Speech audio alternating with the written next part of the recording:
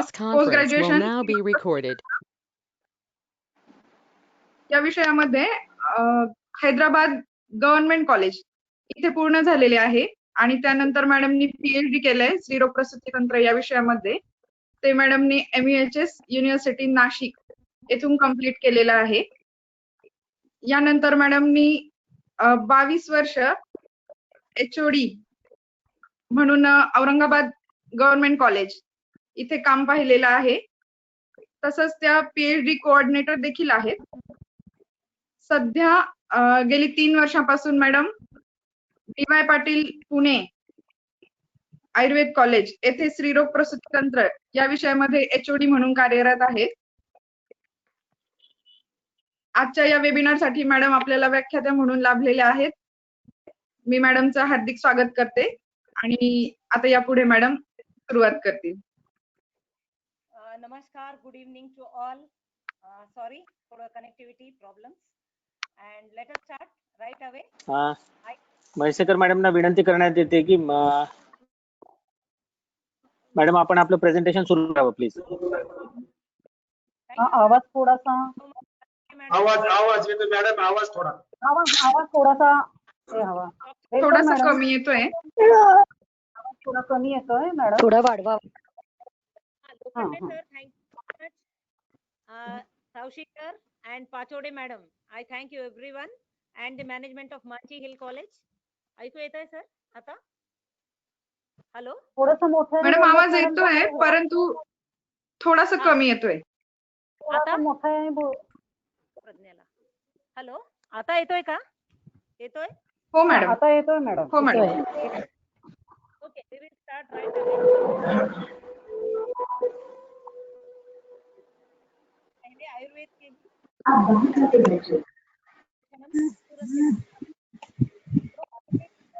Madam आवाज येतच नाही. हॅलो, आवाजात काहीतरी आवाज येत नाहीये मॅडम. ऐसे कर मॅडम, फुल आहे, व्हॉल्यूम फुल आहे. आता व्हॉल्यूम मॅडम स्पीकर लावून बोला ना.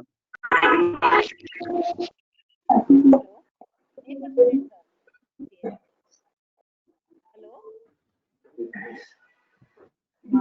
नॉट नीट आहे.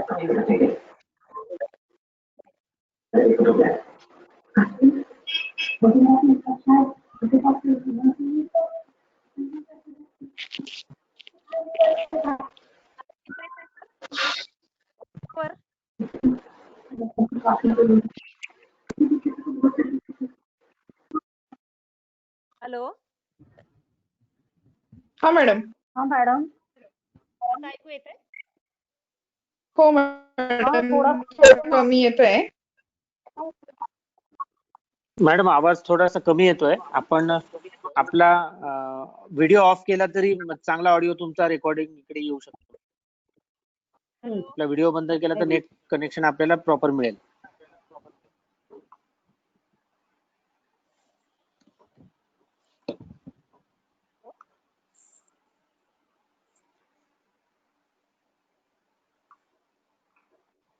हॅलो, हॅलो, आवाज येतो आहे आपला पण. हॅलो, हा मला येतोय सर व्यवस्थित आवाज तुमचा.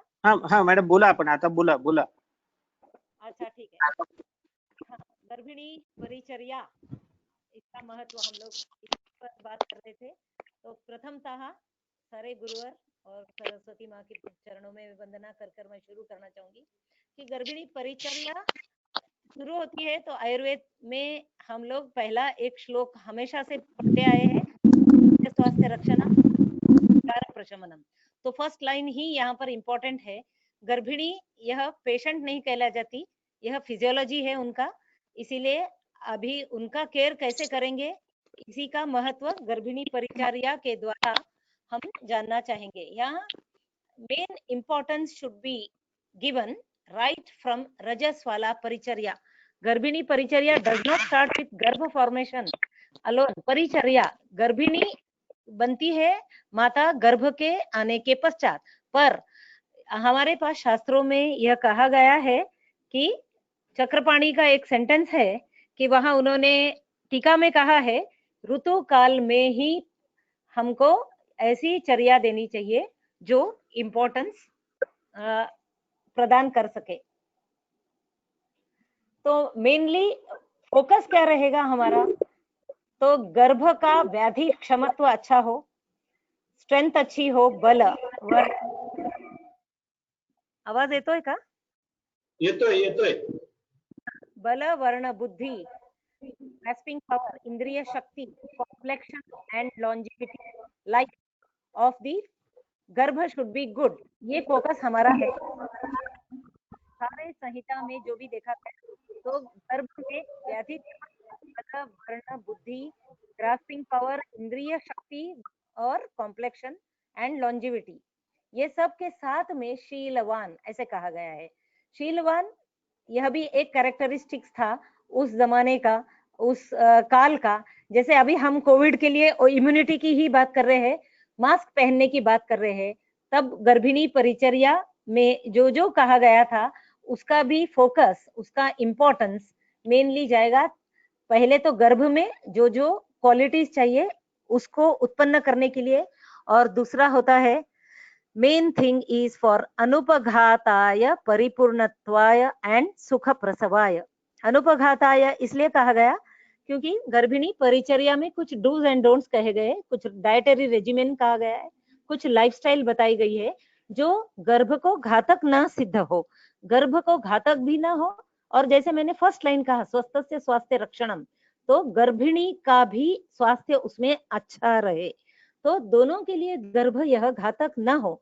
तब हम लोग अनुपघाताय से अर्थ क्या लेंगे, तो जो जो कहा गया है, मान लीजिए गर्भस्राव, गर्भपात, गर्भ व्यापद में जितने कारण कहे गए हैं, the patient is not suppose to do that. ये सब बहुत क्लैरिटी से कहा गया है कि इन इन कारणों से द डूज एंड डोंट्स, घात हो सकता है गर्भस्राव, जैसे अध्वगमन है।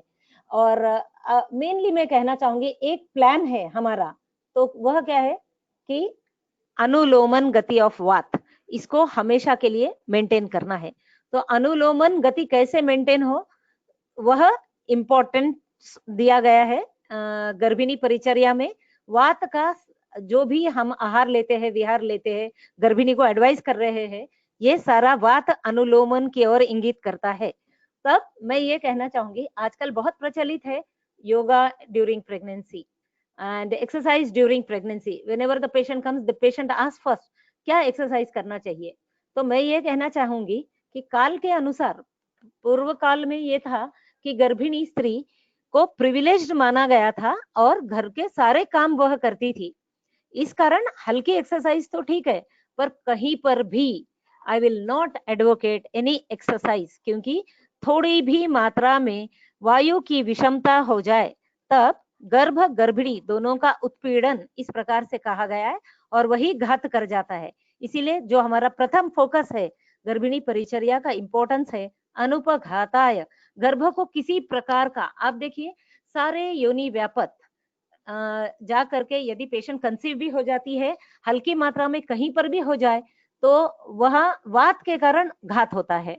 वामिनी ले लीजिए, पुत्रग्नि ले लीजिए, तो असृजा, प्रजा, all these things are only because of वात विकृति, और वात को विकृत न होने देने के लिए डूज एंड डोंट्स कहे गए हैं, लाइफस्टाइल कहा गया है। यही अनुपघाताय यानी गर्भिणी परिचर्या क्यों करनी चाहिए, तो इसी कारण करनी चाहिए कि गर्भ का घात ना हो।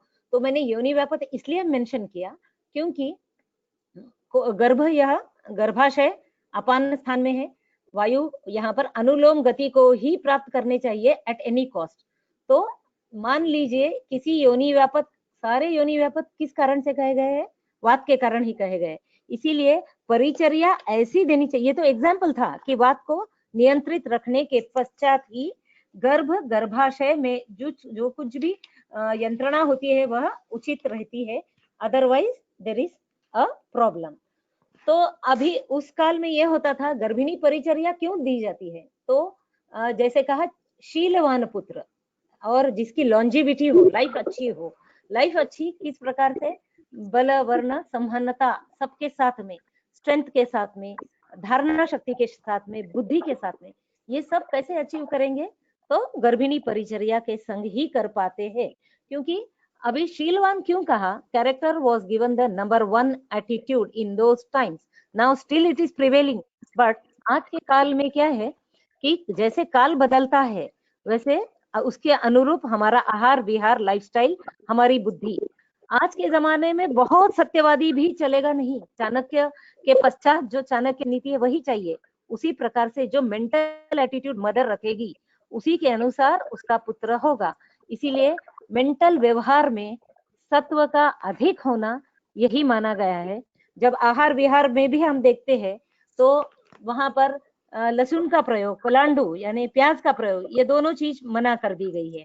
हमेशा गर्भिणी स्त्री को सेवारत रहने के लिए कहा है, श्वेत वस्त्र धारण करने के लिए कहा, रक्त वर्ण बिल्कुल भी नहीं कहा। ये सब करने का कहने का कारण यही है कि श्वेत पीत ये सारे माइल्ड कलर से, तो brain plays a very active part in whatever the patient does, तो vibrations are very strong only from the brain. तो वहां पर गर्भिणी स्त्री को कहा गया है श्वेत वस्त्र धारण करे, हमेशा हाइजीन, शौच। तो देखिए, एंड वस्त्र कैसे पहने? बंधन के साथ ना हो, काश्यप संहिता में कहा गया है अधिक बंधन ना हो। So now we know the patient should be wearing loose garments so as the circulation should be proper. There is every chance that patient goes into mild hypotensive conditions.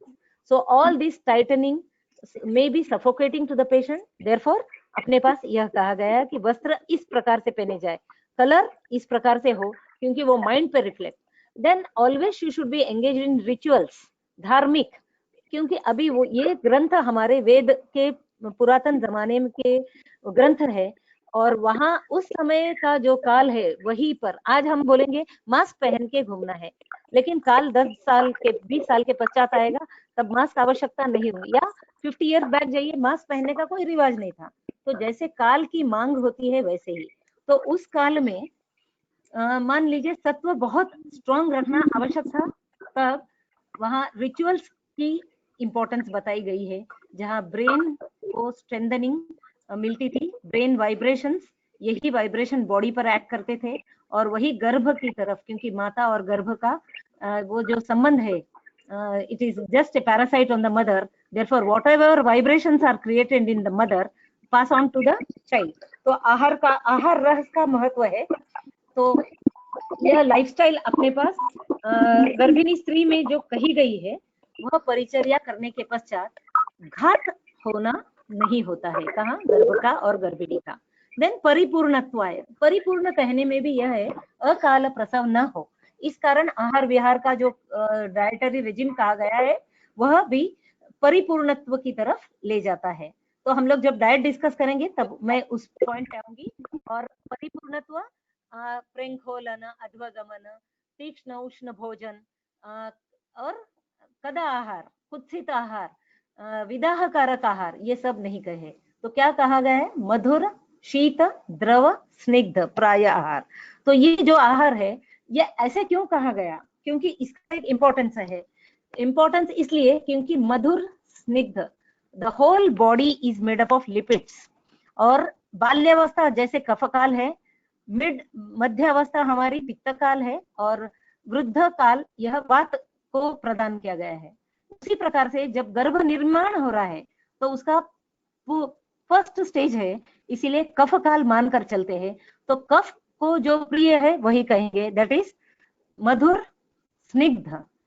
तो जब हम ये कहेंगे कि ये ऐसा आहार लेना चाहिए तो वह आहार कफ को इंप्रूव करता है, जो बॉडी बिल्डिंग के प्रोसीजर में है। The foetus is gaining shape and size and color, complexion, strength, everything through kapha at this stage. Therefore madhur snigdha ahar, lekin drava praya. Why? Because pratham maas mein, dvitiya maas mein we will go fast, because you all have studied about. Now because of lack of time I am just running through the subject here, and therefore I will tell you madhur snigdha कफ को improve करता है इस कारण। और द्रव colour अवस्था में जब गर्भ होता है तो absorption is easier when the media is liquid. तो लिक्विड मीडिया से द्रव प्राय आहार होने से जल्दी से उसका पूरा सिस्टम बना नहीं है। One arterial thin membrane of the mother's blood vessel and the thin membranes of the fetal structure which is taking shape. It is easy for osmosis to go on, and यही बात हमारे पास कही गई थी कि जो अभी फीटस का संस्थान नहीं बना है, जब वो कलल अवस्था में है, तो selective absorption of the ingredients from the mother nutrients is easy. To make this easier in the fetus, गर्भिणी परिचर्या इस प्रकार से कही गई. यही इंपॉर्टेंस है कि पूरा शरीर लिपिड से बना है, cell membranes are of lipid, and if you go and find the dietary things according to Charak, according to Sushruta, according to Harit, according to Bhel, Bhav, Prakash, Yogaratnakar, everyone says Dugdha to be Sampurna Ahar. Dugdha is really important because it has all the ingredients: choline, potassium, sodium, zinc, selenium, magnesium, except for iron. Iron is very minimum or no, 0.1 or no, because the kalal अवस्था is there, गर्भ उस अवस्था में है, इसीलिए अनुपस्कृत, बिल्कुल उसके पे कोई संस्कार न किया गया, ऐसा प्रथम मास में देने के लिए कहा गया है, क्योंकि वहां पर गर्भ इस अवस्था में है कि वह द्रव है, द्रव खुद ही द्रव अवस्था में है और ऑस्मोसिस के द्वारा वह इमीडिएटली ले सकता है. नाउ नेक्स्ट, आयुर्वेद ने कभी भी मापदंड नहीं कहा, क्योंकि आयुर्वेद कस्टमरी है, प्रकृति, देश, काल, अग्नि अनुसार ही आहार लेने के लिए. कभी भी उष्ण दुग्ध का पान संहिता में वर्ज्य कहा है. तब क्या कहेंगे? उष्ण किया, फिर ठंडा किया, या ल्यूकवार्म, कुछ गुनगुना, ऐसा दूध का सेवन गर्भिणी स्त्री कर सकती है. और मेनली अपने अग्नि के अनुसार. We do not advocate 1 glass in the morning, 1 glass in the evening. We always say थोड़ी थोड़ी मात्रा में, क्योंकि गर्भ अभी कलल अवस्था में, थोड़ी उसका अभी पचन संस्थान भी व्यवस्थित चाहिए, वो हुआ नहीं है, तो वो थोड़ी थोड़ी मात्रा में ले करके. And milk is full protein, full of protein. It is having direct ready-made lactose in the sugar is in the form of lactose, which is easily going directly for growth and cell development. So this helps, and therefore in the first month चरक संहिता में कहा अग्नि अनुसार, देश काल के अनुसार patient को थोड़ी थोड़ी मात्रा में बिना कोई हर्ब्स के साथ, बिना कोई द्रव्य के वहां पर क्या लेना चाहिए? तो दुग्ध का सेवन. हारित ने कहा मधु यष्टि, मधु का पुष्पा और परुषक. देखिए मिठास सबकी अलग, मधुर रस सबका अलग है. दाड़िम में भी मधुर रस है, मृद्विका में भी मधुर रस है. ये किसी और दिन एक्सप्लेन करेंगे, क्योंकि आज का समय मुझे नहीं मालूम है मेरे पास कितना समय है. Only in the first colour अवस्था गर्भिणी में न्यूट्रिशन हो और डिहाइड्रेशन अवॉइड हो, इसीलिए द्रव, मधुर, शीत आहार कहा. हरित संहिता में परुषक, मधु यष्टि. एक मधु यष्टि ऐसा द्रव्य है जो प्रथम मास से 9वें मास तक कहा गया है. नाउ इफ यू से चरक ने केवल दूध कहा, प्राशन कहा, और हरित ने ऐसा क्यों कहा? तब मान लीजिए मैं अभी गर्भिणी परिचर्या समझा रही हूँ, कोई और डॉक्टर बताएगी. I don't consider exercise to be good, some other people में से exercise to be good. So there are variations in everybody's thoughts and everything should be respected. So it is like this. Vagbhat says Shaliparni and Palash with gold and silver. Now gold and silver, आज के Covid के जमाने में देखिए, gold and silver were two metals which are antibacterial according to Ayurveda. So they are keeping at bay. तो हमारे पास कहा गया गरम तप्त किया हुआ सुवर्ण पानी में बुझाओ, या सुवर्ण, चांदी, और लास्ट में आता है लोहा. लोहा का पानी पीने की प्रथा आज तक कुछ समाज में है, देखा जाता है, जहां पर लोहा की कमी न हो गर्भिणी स्त्री में. लेकिन प्रथम मास में केवल चांदी और सोना इसका पानी पीना चाहिए. उसमें गर्म किया हुआ पानी रखा ग्लास में और पिया, कंज्यूम किया, दैट ऑल्सो इज गुड. शालीपर्णी को कहा है वाग्भट ने प्रथम मास में ही, क्योंकि शालीपर्णी इज अगेन बृहन कार्य करती है और वह हेल्प करती है फॉर्मेशन ऑफ सिस्टम के लिए, इस कारण. नाउ सेकंड मास में कहा है मिल्क मेडिकेटेड विथ मधुर द्रव्य. मधुर वर्ग के जितने भी द्रव्य है, अभी मैं I will not go with all the things which were already told and you all have already learned, because I understand this is for PGs. So only important things I will touch. we are here aware that in all of Garbhini Paricharya, importance is given to milk, butter and घृत. तो देखिए हम लोग एक एक गुण पहले सुन लेते हैं और बाद में द्वितीय तृतीय मास के पास में चले जाएंगे. तो प्रथम तो दूध का मैंने आपको इंपॉर्टेंस बताया. Only iron is lacking in milk, otherwise it is all संपूर्ण आहार, संतर्पण, मधुर और सद्यो संतर्पण कहा गया है मिल्क को. फिर उसी समान अभी हम जब दधी के पास आते, चतुर्थे दधना कहा है सुश्रुताचार्य ने. दधी का इंपॉर्टेंस 4th मंथ में कहा है, not in the any other month. So there is some importance to that. Even dahi is helpful in digestion. It is probiotic. It will help the gut to form, gut flora to form properly, and it gives strength to muscles. तो हमारे पास जो भी दूध और उससे जो कहा गया द्रव्य है, ये सारे ही उपयोग में कहा बल, वर्ण और मांसपेशी को स्ट्रेंथ देने में मदद करते हैं. तब इसका इंपॉर्टेंस कहा गया. When you go for butter, butter has 65% of solid thing and 65% of fat and 25% of water, 25 to 30% water. So butter is also important because it is all triglyceride. ये भी बलवर्ण को improve कराता है. Vitamin A, E and antioxidants it has got. So this helps skin and cell growth. जो भी glow आता है skin में, तो इसीलिए बल वर्ण कहा. वर्ण ब्लैक और व्हाइट से नहीं है, फेयर और डार्क से कॉम्प्लेक्शन को इंप्रूव करना ही गर्भिणी परिचर्या का इंपॉर्टेंस कहा गया है. जो भी वर्ण रहेगा उसमें ग्लो लाना, उसमें कांति लाना, यह बटर का धर्म है. और इसी कारण नाउ घृत को कहा है अग्निवर्धन. अभी अग्नि ही तो सब कुछ है, अग्नि ही इंपॉर्टेंट है. Right from the formation of the fetus to the strength, life is only because of Agni. Therefore घृत is totally important for us as it बल भी प्रदान करता है और it helps for Agni Vardhan also. Now in the second month, यहाँ पर द्रव्यों के साथ कहा है sweetened milk with काकोली, ऐसे हरित में कहा गया है. That will help. It is anabolic and maintenance of pregnancy. क्योंकि हमने पहले ही कहा अनुपघाताय परिपूर्णत्वाय, ये दोनों ही कार्य परिपूर्ण आहार दुग्ध को तो कहा है, उसी के साथ ये जो मधुर वर्ग के द्रव्य है, this will improve maintenance of the pregnancy. One more point we all know, because of the progesterone, all the involuntary muscles, that is smooth muscles, the uterine muscles, they all relax. क्योंकि maintenance of pregnancy is due to progesterone. Progesterone maintains the pregnancy. What does it do? It will relax all the muscles so that uterus does not go into contraction. That is, it is maintaining.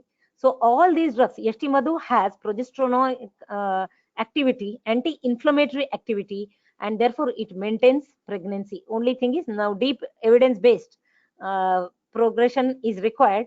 Already we know it has steroidal action like progesterone, but more things are yet to be done to improve and to tell the world in their language. Now in the 3rd month, milk, honey and ghee. So I was talking about progesterone. As it relaxes the system, it also relaxes the digestive system.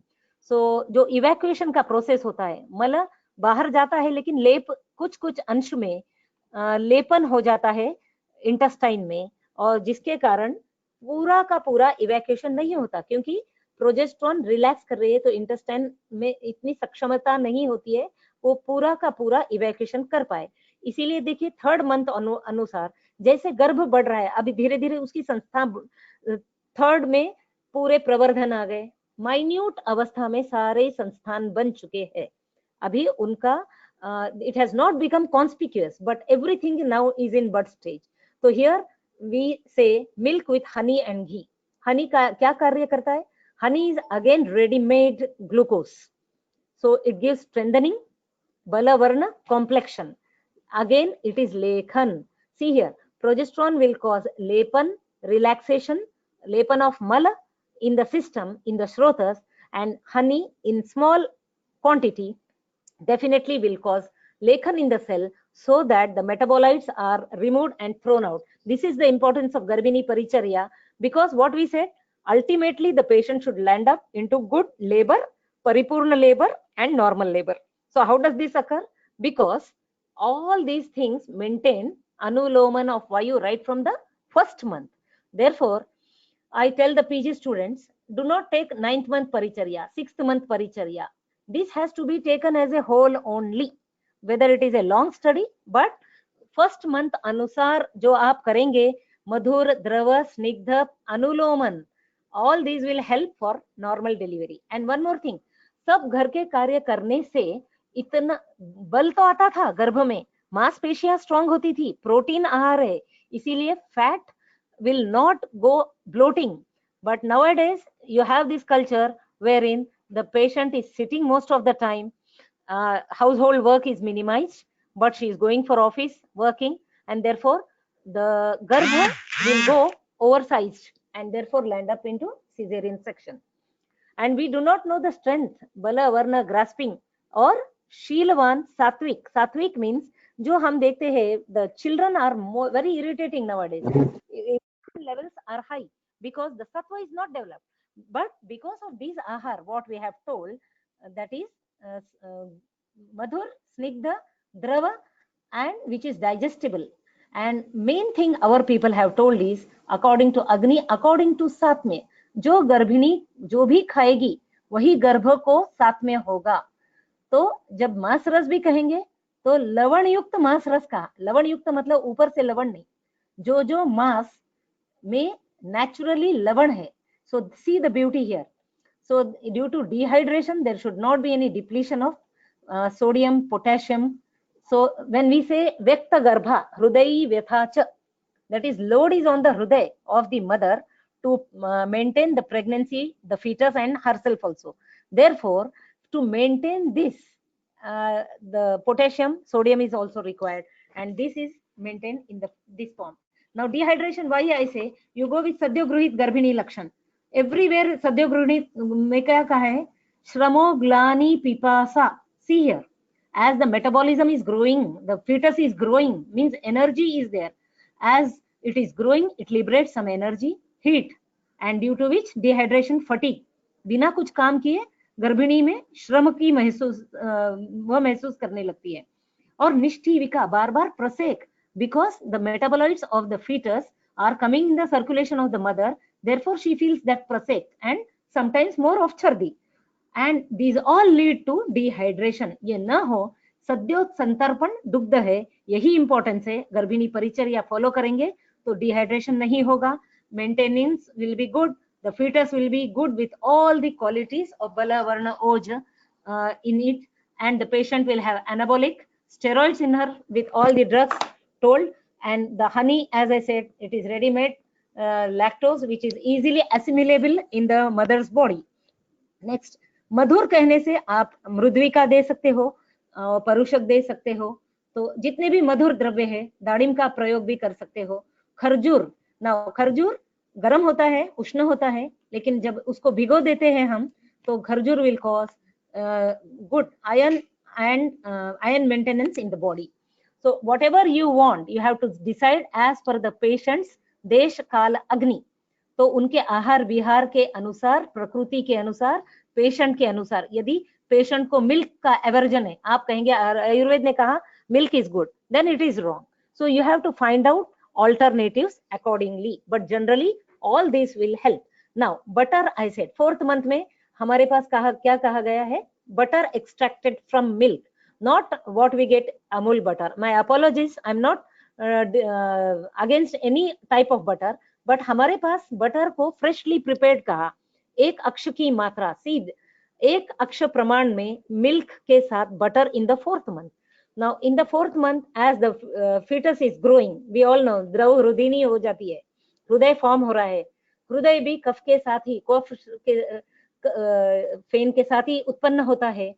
तब वहां पर butter कहा गया है. Butter is totally providing triglycerides in the patient, and it is a source of A and E and oxidative material, full of oxidative material, but its raw shelf life max to max is 10 days. मतलब आपने butter निकाला तो 10 दिन के ऊपर नहीं उसको use करेंगे. फ्रेशली प्रिपेयर्ड ही का, लेकिन आजकल संभव नहीं है डे टू डे बटर निकालना। इसीलिए हम, क्योंकि if it is rancid or the shelf life passes, then triglyceride changes to butyric acid, so acid form होना नहीं है। nowhere पित्त का प्रकोप बताया यहाँ पर। मतलब कफ को मेंटेन करते हुए पित्त को कहीं बढ़ने नहीं देना चाहिए और वात का भी अनुलोमन चाहिए। इसीलिए द्रव्य भी ऐसे ही बताए गए हैं जो एसिड की तरफ न ले जाए। सो जंगल मांस कहा है सुश्रुताचार्य ने, जो हृदय हो, हृदय को प्रिय यानी गर्भिणी को जो चाहिए, जो उसको अच्छा लगता हो, वह द्रव्य हमको उसको खाने के लिए कहना चाहिए। सो ऑल दीज स्निग्ध द्रव्यास will not cause vayu to go up, therefore they are more easily digestible, they do not cause constipation, they help for weight bearing, because now 4th month onwards from the pelvic region it is growing upwards. So in the 5th month, 5th, 6th, 7th, maximum increase in mans, bala, varna occurs in the fetus. Therefore the garbhini will suffer in rakta mass, means there is every chance of she getting anemic, she getting dehydrated, she getting fatigue, और मांसपेशी का क्षय, कार्ष्ण्य होता है 4th month में। इसीलिए कार्ष्ण्य को avoid करने के लिए बटर कहा गया है। और कार्ष्ण्य के बाद 5th मंथ में मांसपेशी बढ़ने लगती है, तो मांसपेशी के लिए उसका परिपूर्ण हो जाए, इस गर्भिणी परिचर्या में हमारे पास कहा घृत का प्रयोग। यहाँ पर घृत prepared from butter, so again it is freshly prepared घृत। हारित ने पायस कहा। देखिए सभी जगह sweet things only have been advocated, which will give more of strength and energy to the fetus also. Then in the 6th month, important thing is Sushruta says gokshur. Now gokshur is rasayan वातवह नाड़ी बल्यकर। तो ये देखिए वातवह नाड़ी संस्थान यानी it will act on the brain to maintain the central nervous system, the hormones are maintained properly. Gokshura is क्लेदहर मूत्रल, तो जो भी प्रोजेस्ट्रॉन की वजह से इतने दिन तक लेपन हुआ हर एक स्रोतस, क्योंकि स्रोतस इन्यूमरेबल है, तो थ्रू आउट द बॉडी सारे स्रोतस रिलैक्स हो जाएंगे प्रोजेस्ट्रॉन के अंदर, तो उनके मेटाबोलाइट्स उनके क्लेद के स्वरूप में वहां पर सेल में जमा रहेंगे। उसको कौन वहन कर सकता है? तो gokshura is the best because it is रसायन बल्यकर, वातवह नाड़ी बल्यकर, मूत्रल, सो in the form of ghee but not kshira, it is in the form of घृत। now घृत is really important because it is अग्नि वर्धनकर, बल वर्णकर, कॉम्प्लेक्शन को इंप्रूव करता है, इसीलिए घृत का इंपॉर्टेंस कहा है। now 6th month onwards weight increase होता है, तो there is every chance अल्पशोफः, व्यक्त गर्भा में कहा है अल्पशोफ is agreeing, we can agree with अल्पशोफः, लेकिन there is every chance now because of the weight, because of the metabolites, you find PIH, a condition, pregnancy induced hypertension. Why hypertension occurs? Because ये क्लेद जो 3-4 महीने से जमा था, क्योंकि शोथ का निदान देखिए दोष अतिमात्र संचिति, तो धीरे धीरे संचय होकर के यदि अग्नि को पार कर गए, वो मतलब अग्नि से संभल नहीं पा रहे हैं बाहर उनको एक्सक्रीट करने में, तब जाकर शोथ आता है पादशोफ। देन जो काठिन्य शिराओं में हो जाएगा because of the metabolites, that leads to hypertension and albuminuria because kidney is also under, they are both are connected. Therefore we have to we need to give gokshur siddha घृत so that this will not occur. All the metabolites are thrown out through the urine, तो मूत्र शोधन कर कहा गया है गोक्षुर को। तो हमारा सिग्निफिकेंस देखिए गर्भिणी परिचर्या में स्टेप वाइज मंथ वाइज इतना अच्छा कहा गया है कि it will not cause any problem at all, so complications are reduced. इसीलिए अनुपघाताय परिपूर्णत्वाय, यदि PIH हुआ तो देयर इज एवरी चांस गर्भ छोटा रहेगा, वेट में कम रहेगा, और अविषय विषय श्रेयो गर्भस्य पातनम कहा गया, जहां पर अधिक मात्रा में दोष संचिति हुई और गर्भ के कारण गर्भिणी को त्रास हो रहा है, तो हम उसका निष्क्रमण कर देते हैं, तो परिपूर्णत्व को गर्भ नहीं जाएगा उद्देश्य परिपूर्ण नहीं होगा। इसीलिए गर्भिणी परिचर्या फॉलो करने के बाद ये सब कुछ कॉम्प्लिकेशंस बहुत कम हो जाते हैं, बहुत मात्रा में कम होने का चांस होता है। And that's why now 7th month I think से मांस रस के साथ कहा गया है। घृतखंड, हरित ने घृतखंड कहा, अगेन स्वीट। घृतपूरक 8th मंथ में कहा है। नाउ 7th मंथ में सब कुछ, सब अवयव संपूर्णता को प्राप्त हुआ होता है, वायबल फीटस होता है। इस कारण डिलीवरी भी हो सकती है, लेकिन हमें परिपूर्णत्व की तरफ ले जाना है 9 मास तक। इसीलिए देखते हैं अभी अष्टम मास का इंपॉर्टेंस। तो गर्भिणी परिचर्या में अष्टम मास में पुराण मल विशोधनार्थ, देखिए गर्भिणी परिचर्या इस कारण कही गई क्योंकि मल रुके नहीं। मल मतलब नॉट फीकल मैटर, जो स्रोतस में मेटाबोलाइट्स हो रहे हैं धीरे धीरे, because of progesterone is relaxing every system in the body. Hypertrophy है तो निष्क्रमण करने में सक्षम नहीं है बॉडी, तो every cell has its metabolites. तो उस मेटाबोलाइट्स को बाहर निकालने के लिए मदद ये गर्भिणी परिचर्या तो मदद करेगी, पर because if there are some loopholes, some remnants in the system, those are to be thrown out before, prior to the delivery time, labor time. इसीलिए सुश्रुताचार्य कहते हैं पुराण मल विशोधनार्थ, वो विशोधन हुआ तो स्पेस क्रिएट होता, स्पेस होते ही वायु अपना कार्य, the nervous system, the polarity, that is what is polarity, the contraction from the upper pole to the lower pole, that is anuloma gati can be maintained of apana vayu. Once everything is maintained, pran gives strength to the apan and apan gives strength to the pran. Both have to be maintained. Only the, see, we know the nervous system works from the pituitary, the hormones come from there. That is why we say apan pran को पुष्टि करता है। यदि अपान विकृत रहा तो you don't find the hormones releasing during labor like oxytocin and all, they are depleted, and therefore we have to give external support. All this is seen, but because of paricharya, these all things are minimized. This is the importance of our paricharya. Where in see now badari kwat, tilatel. So badari is again full of oil, snigdha. तिलपलल, तिल का जो तेल निकालने के बाद रह जाता है, that those cakes are to be taken. दधि मस्तु, again see it is अग्निवर्धन, विशोधन के साथ अग्निवर्धन भी। तो ये सारे द्रव्यों का बस्ती देने के लिए कहा है, और बस्ती देने के पश्चात तुरंत अनुवासन बस्ती कही है मधुर वर्ग सिद्ध औषधियों से।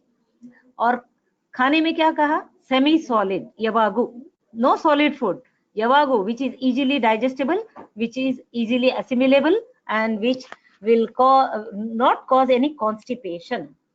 तो इस प्रकार से कहा गया है। ये मलशोधन में इंपॉर्टेंट, वातानुलोमन में मदद करेगा। नवम मास में अनुवासन बस्ती चरक ने कही है, और उसी के साथ योनि पिचु कहा है। Now vaginal tampon medicated with मधुर द्रव्य। अभी कभी कभी आचार्यों ने थ्रू आउट, यदि गर्भिणी में बहुत कार्ष्ण्य है, वीक है, फैटिग्ड है, या गर्भ का लॉस हुआ है पहले कभी, तो लाक्षा द्रव्य का अभ्यंग कहा है। लाक्षा is very much important. Again see, our people will advocate anything which is स्निग्ध, because all the body membranes are made of lipid. Lipid is important. आप जो भी तेल देंगे वो सेल मेम्ब्रेन में इजीली एब्जॉर्ब होगा, उसको स्ट्रेंथ देगा, इसीलिए लाक्षा का प्रयोग कहा है।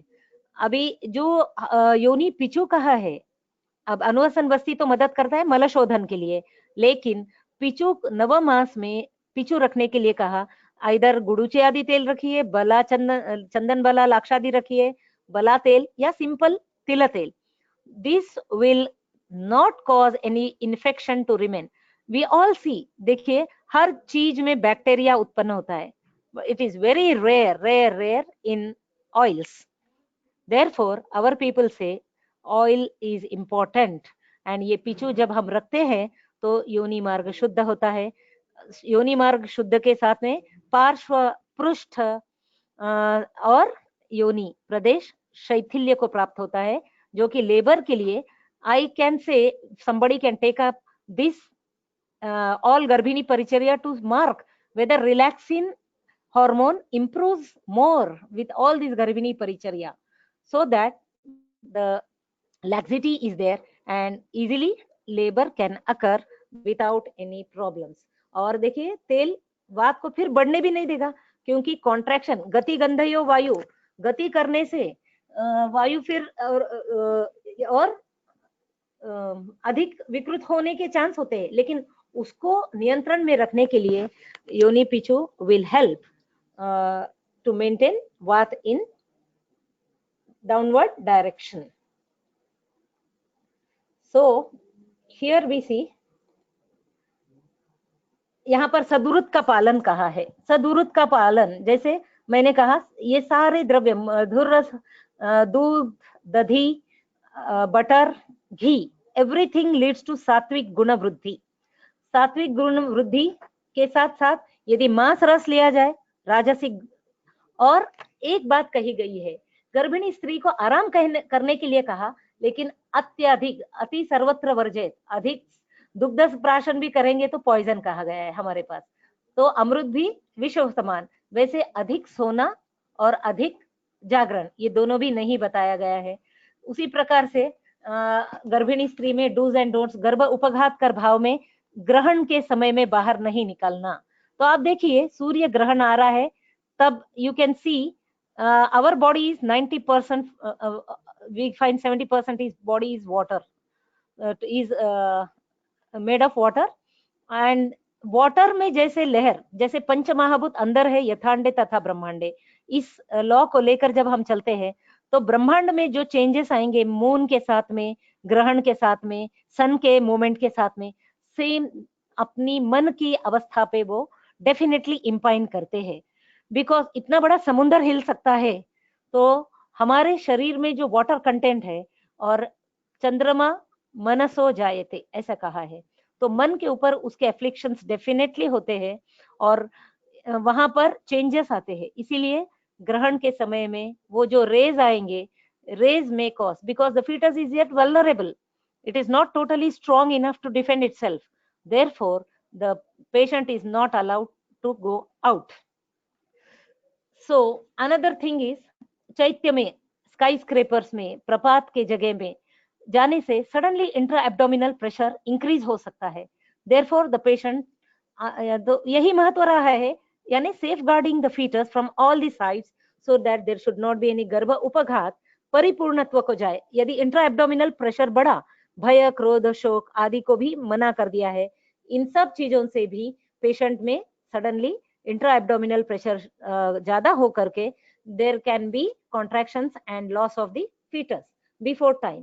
तो ये सारी चीजें विल लीड, लाइक तैल पात्र जो पूर्ण भरा है, पात्र जो तेल से भरा है, उसको हम कितनी केयर से उसका केयर लेते हैं. We have to safeguard the pregnant woman. In the same way, he says, any matter of any what I should say, if the precaution is not taken, then all these things may suffer. Now devta, brahman pujan, worshipping god, Vishnu, Skanda, all these things, so in the times were different. Now in those times only the priest used to look after only puja.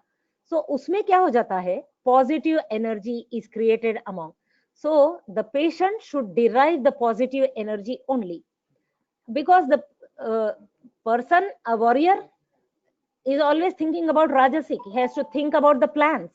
But be getting a child depends upon the mother, what type of child she wants. If she wants a sattvic child, a brilliant child, she will go with all these rituals. And the same example you see in our shastra. We know from our shastra, and somewhere they are scientific, which we cannot be able to, we are not able to understand in today's life, that, but they definitely have they carry some significance. Like Kunti said, she appeased sun god, and she said, I want a son who is powerful as sun. Definitely she got Karna. So the brain waves are very strong. This is what has been told in our, एक निर्देश दिया है. सात्विक rituals उस जमाने में होता था अधिक, इसीलिए now we have to go out, we are doing things. So whatever type of child, if the patient sleeps a lot, she will get a tamasic child. If the patient is always planning strategy, so she will have definite rajasic gun increases, she will have a rajasic child. If the patient is very calm, definitely she will have a sattvic.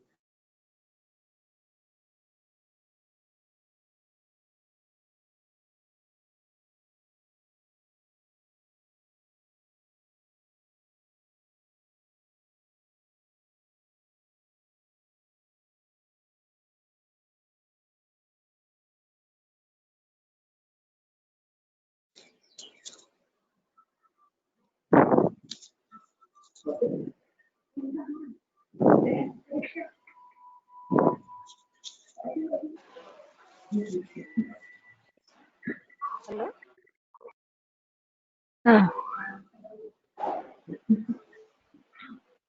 Madam आपला mike mute झाला वाटतं.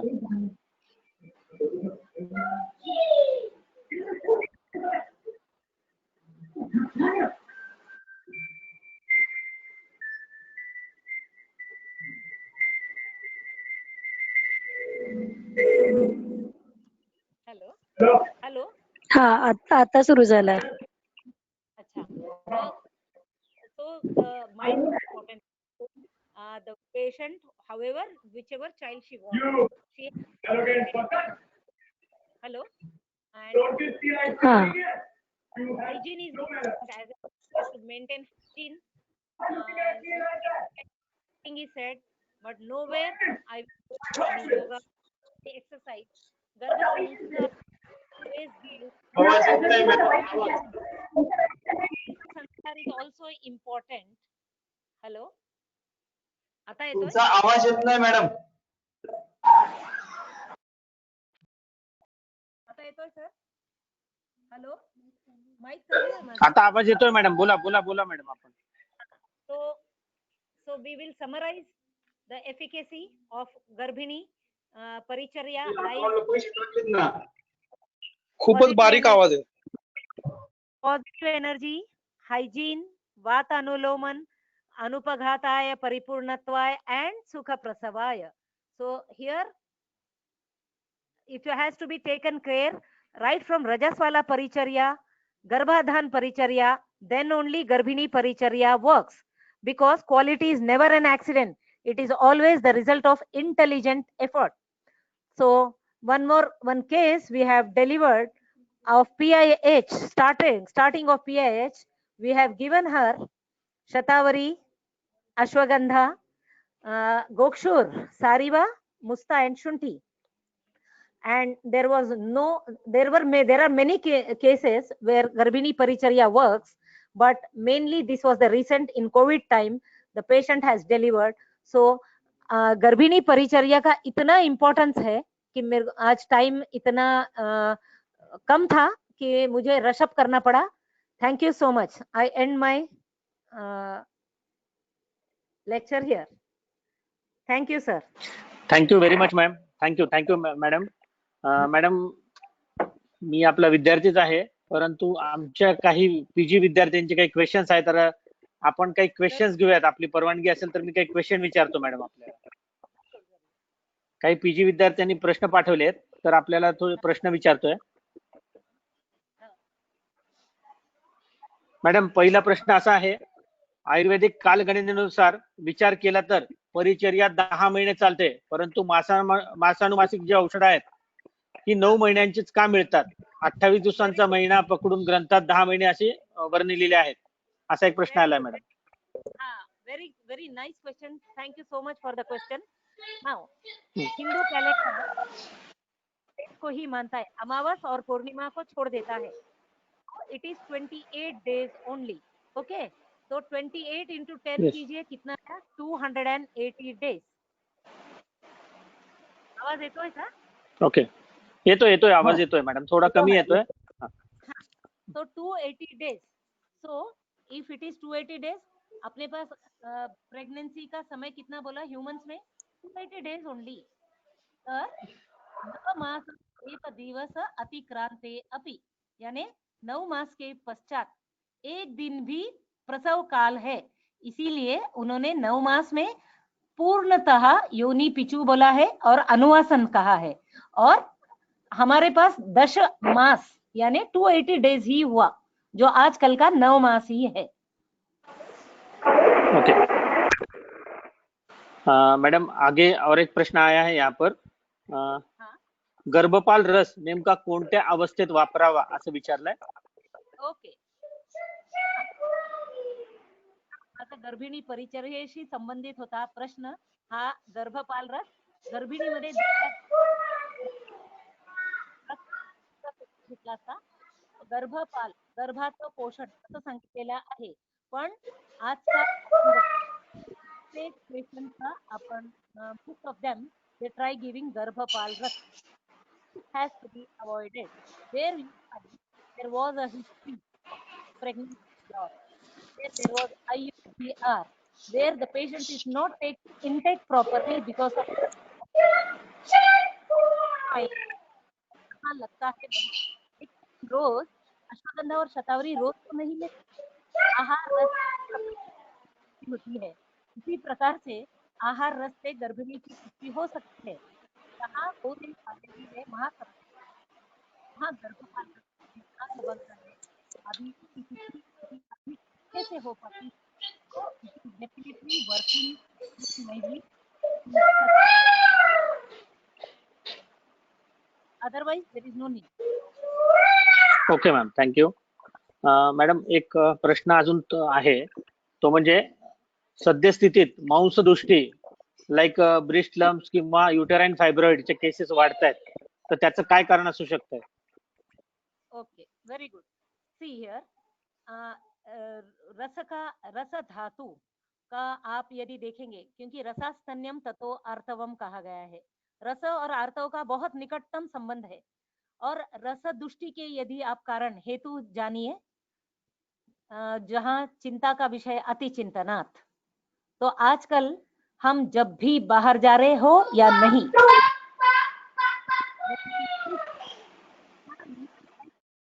Totally different हो गया है. We have become avaricious, greedy, because धर्म से हम बहुत विमुक्त हो गए. मैं ये नहीं कह रही हूँ कि आपको कंप्लीटली पूरे टाइम में धार्मिकता ही स्वीकार करे, लेकिन जो हिंदू संस्कृति थी, I am very sorry, I can only talk on this Sanskriti because I have read, I have been brought up in this. I don't have any advocacy on the other religions. Even every religion must be advocating the same good things, but because रस धातु विकृत हो रही है और रस का काम है प्रक्षेपण, गोल फिराता है, तो वह अंदर जब फिरता है आर्तव निर्मिति के समय, तब उसका जब मुंचन होना चाहिए, वायु की गति अनुलोमन होनी चाहिए, मुंचन न होते हुए यदि वह स्रोतोगत होता है और वही रुक जाता है, तो उस मांसपेशी में वह फाइब्रॉइड करेगा. रस की ही दुष्टि है, और रस और स्तन्य का भी संबंध है, तो ये दोनों ही हार्मोन से रिलेटेड है.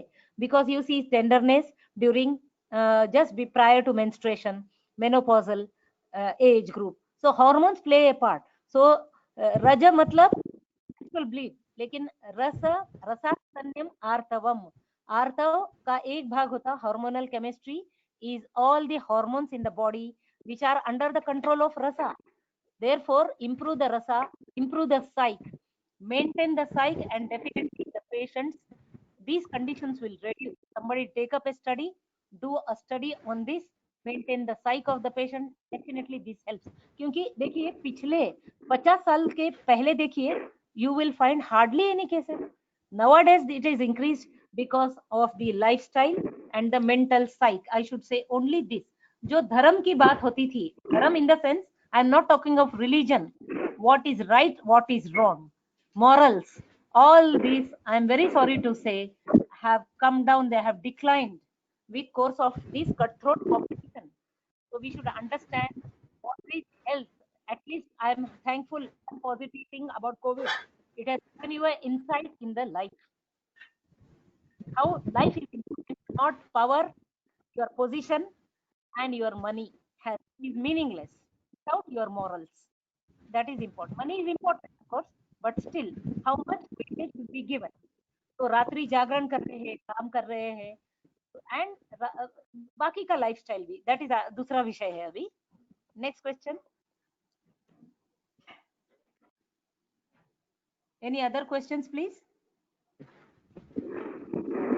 हॅलो मॅडम, हॅलो, हा. एक प्रश्न असा होता, गर्भिणीमध्ये 8व्या महिन्याच्या नंतर बस्ती द्यायला सांगितलंय, परंतु व्यवहारामध्ये अनेक वैद्य सुरुवातीपासूनच बस्ती देतात, तर नेमका कोणत्या महिन्यामध्ये बस्ती दिला पाहिजे आणि बस्तीचा काय रोल आहे?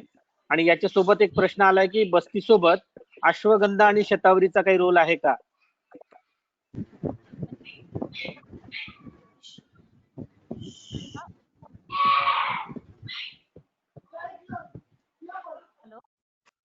हाँ madam.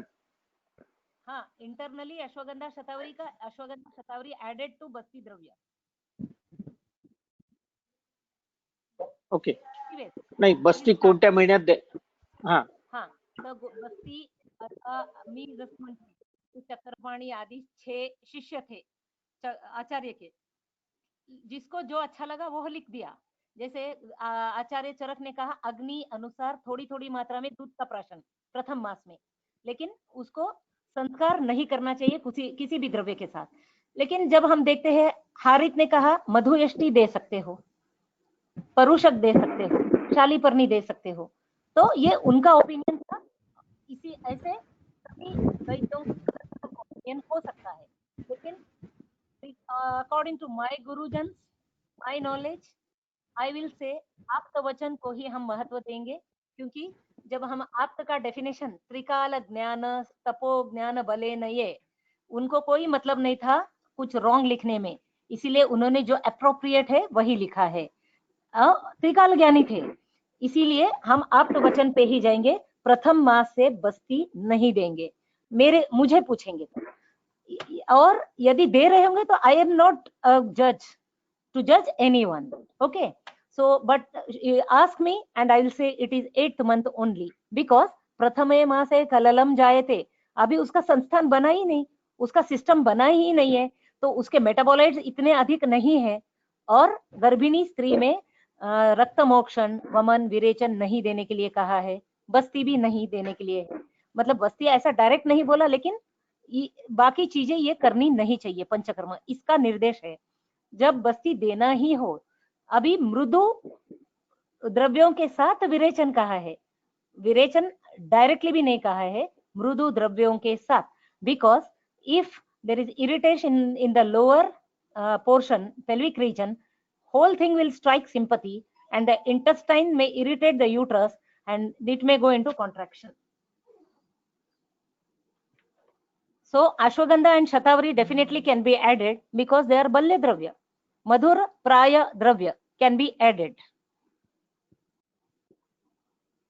Okay madam, thank you madam. तुम्ही आज प्रेझेंटेशन साठी येणार म्हणून अनेक विद्यार्थ्यांनी, अनेक शिक्षकांनी अनेक प्रश्न काढून ठेवले होते, कारण सगळ्यांना आपण या हक्काच्या वाटतात आणि आपण खूप नॉलेज नेहमीच आम्हाला सर्वांना मार्गदर्शन चांगल्यापैकी करतात. एक शेवटचा प्रश्न मॅडम आपल्याला विचारतो, आपल्याला खूप वेळ झालेला आहे, परंतु असा एक प्रश्न आलेला आहे एका वैद्यांकडून की शतावरीच ही गर्भिणी परिचर्येमध्ये का वापरावी, असं लिटरेचर मध्ये कुठेही उल्लेख नाही, परंतु मॅक्झिमम लोक शतावरी कल्प म्हणा किंवा शतावरीच्याच सगळ्या गोष्टी या प्रोव्हाइड केल्या जातात. तर मॉडर्न नुसार कंजेनायटल अनॅमोलीज या शतावरीमुळे येतात असं पण काही जणांचं म्हणणं होतं, असा पण एक प्रश्न होतो, तर याच्याबद्दल प्लीज एक्सप्लेन करावं madam. Ask me again. As I said, the same thing I repeat. I am no judge anyone. But ask me, I have taken Madhu Yashti in my PG study, antenatal completely. Madhu Yashti का तो उल्लेख first month से, और शतावरी देते होंगे क्योंकि वह रसायन है, मधुर है, मूत्रल है, बट हाई उसमें फाइटोएस्ट्रोजेंस है, इस कारण लोग कहते हैं कि उसमें कंजेनाइटल एबनॉर्मलिटी आने की चांसेस है, but it is not at proven. Only it is रस धातु वो इंप्रूव करती है, इसीलिए लोग देते हैं, बट आई ऑलवेज एडवोकेट यष्टि मधु ओनली.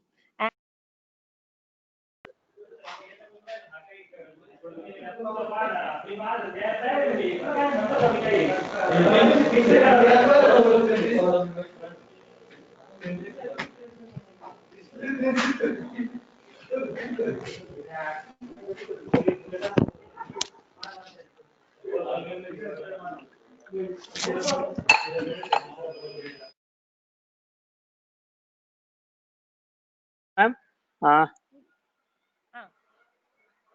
मॅडम, याच्यानंतर मी आमच्या महाविद्यालयातील स्त्रीरोग डिपार्टमेंटच्या एचओडी डॉक्टर सरोदे मॅडमला विनंती करतो की या लेक्चरचं मॅडमनी कन्क्लूड करावं. Sarode madam please. Thank you, sir. Thank you, Mehsekar madam. I am very thankful to you for sharing so much time for us. Madam, खूप छान लेक्चर झालं आपलं. खूप वेगवेगळ्या तऱ्हेनं आपण कशी गर्भिणी परिचर्या जुन्या काळातली आहे पण ती आत्ताच्या एरामध्ये सुद्धा किती महत्वाची आहे या आत्ताच्या भाषेमध्ये पण सांगितलं. जसं की यष्टी मधूमध्ये ट्रायग्लिसराइड आहेत किंवा it works as an antioxidants. त्या अशा गोष्टींमुळे या गोष्टी मुलांना पटकन ग्रास्प होतात आणि यामुळे मला असं नक्की खात्री आहे की आपल्या आजच्या लेक्चरमध्ये ज्या वेगवेगळ्या तुम्ही गोष्टी सांगितल्यात त्याचा मुलांना अभ्यास करताना आणि आमच्यासारख्यांना पण खूप फायदा होणार आहे. मॅडम, तुम्ही ज्या पद्धतीनं सांगितलं की शीलवान पुत्र व्हावा, शीलवान अपत्य व्हावं, सॉरी पुत्र नाही अपत्य व्हावं, हे सांगितलं हे मला आजच्या काळात सगळ्यात महत्वाचं वाटतंय आणि तुम्ही पण मला वाटतं की तो पॉइंट जास्त इन्सिस्ट केलाय. आजच्या काळातही त्याची गरजच आहे कारण तुम्ही नंतरही वर्णन केलं की आज आपण ज्या स्ट्रेसमध्ये वावरतोय आणि ज्याच्यामुळे रसधातूची विकृती होऊन सरांनी विचारलेल्या प्रश्नाचं उत्तर देताना सांगितलं की रसधातूची विकृती होऊन पुढे स्तनाची आणि नंतर आपल्या मांस रजामुळे रजोगस स्रोताची त्याच्या आश्रयस्थानाची दृष्टी होते, तिथल्या मांस धातूची दृष्टी होते. हे तुम्ही ज्या पद्धतीनं वर्णन करून सांगितलं मला खरंच वाटतं की शीलवान अपत्य जन्माला येण्यासाठी जी परिचर्या आहे ती जर आपण पाळली तर आजच्या काळात खरंच उपयुक्त होईल. वाताची विकृती होऊ नये याची काळजी घ्यायला सांगितलेले पूर्ण गर्भिणी परिचर्येमध्ये मला तुमचा हा पॉइंट पण खूप छान वाटला की ज्या पद्धतीनं तुम्ही पहिल्या महिन्यापासूनच्या संपूर्ण परिचर्येतल्या ज्या ग्रंथकारांनी सांगितलेल्या ज्या गोष्टी आहेत त्यांचं वाताच्या अनुलोमनासाठी किंवा वाताची विकृती होऊ नये म्हणून ज्या पद्धतीनं उपयोग होऊ शकेल हे ज्या शब्दांमध्ये सांगितलं ते खूपच असं खूप छान होतं. मॅडम, खूप छान लेक्चर झालं आपलं. मॅडम, मी तुम्हाला खरोखर धन्यवाद देते आणि हे सेशन मी आपल्या भैरव तावशीकर सरांकडे परत सोपवते. धन्यवाद सरोदे मॅडम. यानंतर मी आपले प्राचार्य माननीय डॉक्टर लोखंडे सरांना विनंती करतो की त्यांनी आभार प्रदर्शन व्यक्त करावे. लोखंडे सर. तत्पूर्वी डॉक्टर आपले महाविद्यालयाचे डायरेक्टर बलमे सर म्हैसेकर मॅडमला बोलू इच्छितात आणि त्यांचे आभार व्यक्त करू इच्छितात. बलमे सर, आपण बोलावं. आपला माईक ऑन करा प्लीज. माईक ऑन करा. माईक ऑन करा आपला. नमस्कार मॅम. नमस्कार मॅम. मॅडम, आज तुमचं जे व्याख्यान झालं अतिशय उत्कृष्ट झालेलं आहे आणि अश्विन आयुर्वेद कॉलेज तर्फे आपलं हार्दिक आभार मानतो मी. आणि यापुढे असंच तुम्ही आमच्याशी सहकार्याची भावना ठेवा. आहेच, पूर्वीपासून तुम्ही आम्हाला अटॅच आहेत आणि यापुढे असंच हे राहावा असे मी महाविद्यालयाच्या वतीने तुम्हाला आभार मानतो. मॅडम, मी कॉलेजच्या वतीने पुन्हा एकदा आभार मानतो. कॉलेजच्या वतीने आभार मानतो पुन्हा एकदा. धन्यवाद. म्हैसेकर मॅडम. Hello madam. बोला बोला सरोदे मॅडम बोला. हा मॅडम आहेत का? आहेत मॅडम, लाईनवर आहेत. हा मॅडम, मी आमच्या सगळ्या कॉलेजच्या आणि स्त्रीरोग डिपार्टमेंटच्या वतीनं तुमचे आभार मानते. असंच हेल्पिंग हँड आमच्यासाठी असू देत तुमचा पहिल्यापासून होता तसाच. तुमचं हे जे जेस्चर आहे ते आमच्यासाठी असंच असू देत आणि तुम्हाला पुढच्या याच्यासाठी सुद्धा मी शुभेच्छा सगळ्यांकडून आमच्याकडून देतेय. Thank you. Thank you doctor thank you Mhaisekar madam. Madam. Thank you madam. Nice presentation. आणि मॅडम मला खास आमच्या स्त्रीरोग प्रसूती विभागाच्या डॉक्टर अनिरुद्ध घुमटकर, त्यानंतर doctor Kamble, doctor Pachore madam आणि डॉक्टर सरोदे मॅडम यांनी खास आज सांगितलेलं आहे की मॅडम येणार तर आम्ही उपस्थित आहोतच, आणि मॅडमनी इथून पुढे आम्हाला वेळोवेळी मार्गदर्शन करावं आणि आम्ही वेगवेगळे टॉपिक आपल्याला सुचवू आणि आपल्याला विनंती करू की वेळोवेळी आम्ही आपले मार्गदर्शन या ठिकाणी घेऊ. धन्यवाद मॅडम. धन्यवाद. हा कार्यक्रम इथे संपला असं मी जाहीर करतो. Okay. Thank you. Thank you madam. Thank you. Thank you madam. Thank you. Thank you madam.